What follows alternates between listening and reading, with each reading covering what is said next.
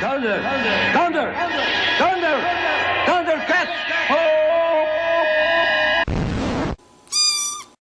Muito bem, rapaziada do Mundo História, eu sou o professor Bussuda. Nós vamos falar sobre Estados Unidos do século XIX e hoje é nóis. Não dá pra fazer o Rui sempre, Antônio, vai ficar muito xarope.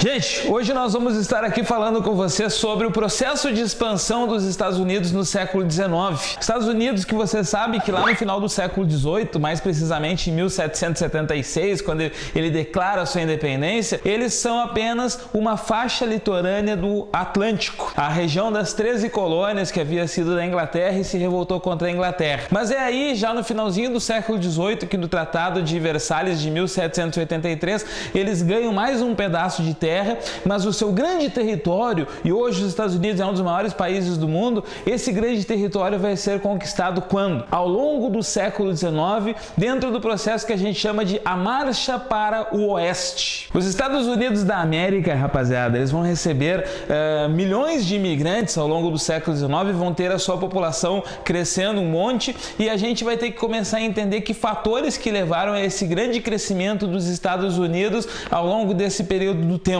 Uma das questões principais aí, rapaziada, está associada à corrida do ouro que se estabeleceu em 1848.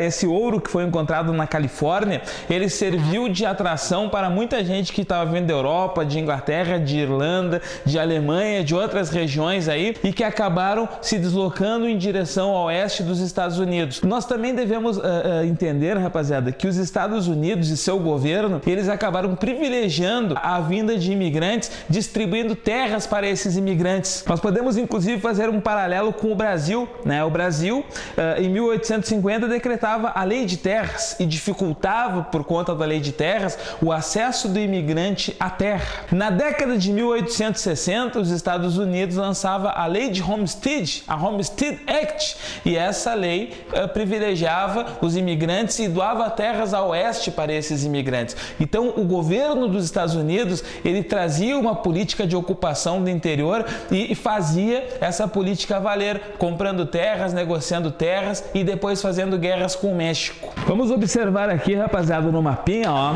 O mapa atual dos Estados Unidos é esse aqui que você está enxergando, tá? Quando os Estados Unidos nascem, em 1776, quando a Revolução Americana está acontecendo, quando as ideias iluministas estão influenciando os Estados Unidos, eles são apenas essa faixa litorânea ali, que é a faixa das 13 colônias, tá? Que tinham sido colonizadas aí ao longo do século XVII. Quando eles conseguem a independência em relação à Inglaterra, lá em 1783, eles já ganham uma porção a oeste das 13 colônias, como está aqui, ó. Então, este pedaço de terra, as 13 colônias, agora transformadas em Estados Unidos, já ganharam da Inglaterra. Então, no século XVIII, os Estados Unidos é esta pequena parcela de terra aqui. O fato, moçada, é que ao longo do século XIX, os Estados Unidos vai acabar comprando terras de alguns outros países. Por exemplo, aqui, ó, nós temos em 1803, rapaziada, foi comprada a Louisiana junto à França, né? Em 1819, foi comprada a Flórida junto à Espanha. Depois, mais tarde, foi obtido o Oregon. Mais tarde, foi comprado o Alasca junto à Rússia. E aí, os Estados Unidos está empreendendo um projeto de compra de terras para abrigar essas populações que ele está recebendo e para ir ocupando o meio oeste dos Estados Unidos da América. Compras de terras, negociações de terras, né, obtenções de terras através de tratados, os Estados Unidos estavam fazendo basicamente isso, mas rapaziada, nós temos que observar que nós temos duas grandes vítimas da expansão norte-americana do século XIX. O primeiro grupo, os indígenas. How?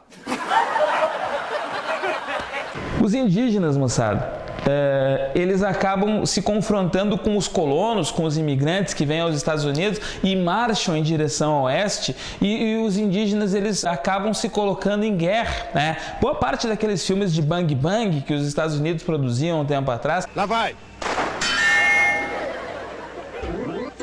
eles têm como temática isso, o confronto entre esses colonos e esses indígenas aí. O que o índio queria? Índio quer cachimbo, índio quer fazer fumaça. O índio queria preservar a sua terra. Muitas vezes o índio era identificado à terra, aos animais da terra. Vamos pegar o caso dos Sioux, né? Os Sioux, eles protegiam os búfalos e se alimentavam dos búfalos. E quando os imigrantes e daqui a pouco o próprio governo norte-americano começa a se colocar sobre os Sioux, que eram índios guerreiros, os Sioux tentam proteger suas terras, proteger os seus búfalos. E o que o governo norte-americano fez?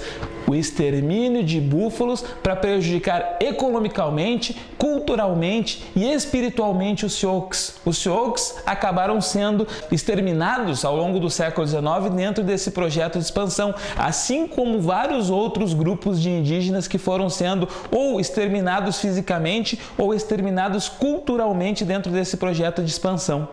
Oh, e agora quem poderá nos defender? Outra vítima significativa desse processo de expansão norte-americano, então, foi o México. Aí, el mundo es loco! O México, um país independente, um país aí que havia pouco tempo depois dos Estados Unidos, poucas décadas depois dos Estados Unidos feita a sua independência, foi vítima do processo de expansão dos Estados Unidos da América no século XIX. O que acontece? Nós vamos pegar aqui duas regiões principais, o Texas, né, e a Califórnia. Rapaziada, o Texas, na verdade, começou a receber imigrantes, colonos norte-americanos, já na década de 1830, e a proximidade desses colonos norte-americanos com a elite texana fez com que o Texas não quisesse mais pertencer ao México e declarasse sua independência. Porém, em 1845, os Estados Unidos anexou oficialmente o Texas à sua união. E aí, o México vai acabar entrando em conflito com os Estados Unidos por conta disso. Então aqui, o Texas anexado aos Estados Unidos da América em 1845 gera uma rivalidade entre México e Estados Unidos, e aí dessa rivalidade vai nascer uma série de conflitos onde que os Estados Unidos, no meio de uma guerra com o México, vai acabar tomando a Califórnia, né? A Califórnia, que em 1848 se transformou oficialmente uma região dos Estados Unidos da América. É até interessante, moçada, a gente observar livros didáticos e pontos de vista sobre isso, porque existem diversas formas de tratar o que aconteceu com a Califórnia. Alguns livros vão trazer assim, o México doou a Califórnia para os Estados Unidos. Alguns livros mais críticos vão dizer, não, os Estados Unidos tomou a Califórnia do México. Rapaziada, na verdade o que aconteceu? Os Estados Unidos faz uma guerra, ganha a Califórnia como compensação, mas indeniza o México também pela perda. Então, de um certo ponto de vista, a gente poderia dizer que os Estados Unidos roubou a Califórnia do México, sim, e de outro ponto de vista, a gente poderia dizer que os Estados Unidos comprou junto ao México a Califórnia por conta dessa indenização. Mas, moçada, é muito interessante a gente observar o seguinte: poucos dias depois de que os Estados Unidos se apropriou da Califórnia, eles encontraram ouro lá naquela região, fazendo então que nascesse a partir daí a Marcha do Ouro de 1848.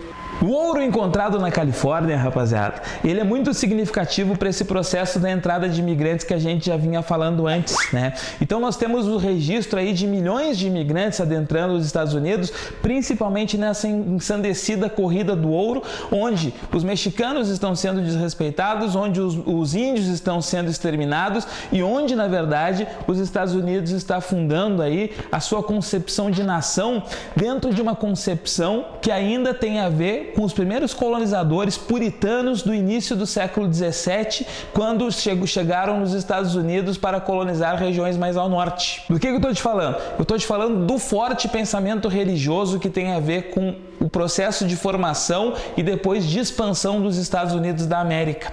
Nasce como doutrina justificadora da expansão dos Estados Unidos ao longo do século XIX o Destino Manifesto. Gente, observe essa expressão que nós vamos trabalhar ela, o Destino Manifesto. O Destino Manifesto, moçada, é uma doutrina que os Estados Unidos, via governo, via imprensa na época defendia, principalmente na década de 1840, que os norte-americanos, eles estavam ali para levar o seu exemplo de civilização cristã para outros povos.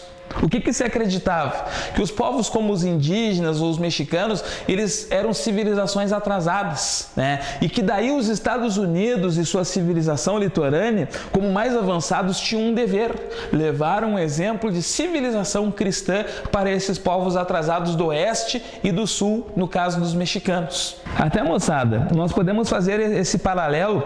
Nesse mesmo tempo que a gente está falando que os Estados Unidos conquistam o seu oeste, os europeus já estão partindo para cima da África e da Ásia no processo de imperialismo. Lá na Europa, eles tinham a justificativa da missão civilizadora, que não tinha todo esse envolvimento de religião.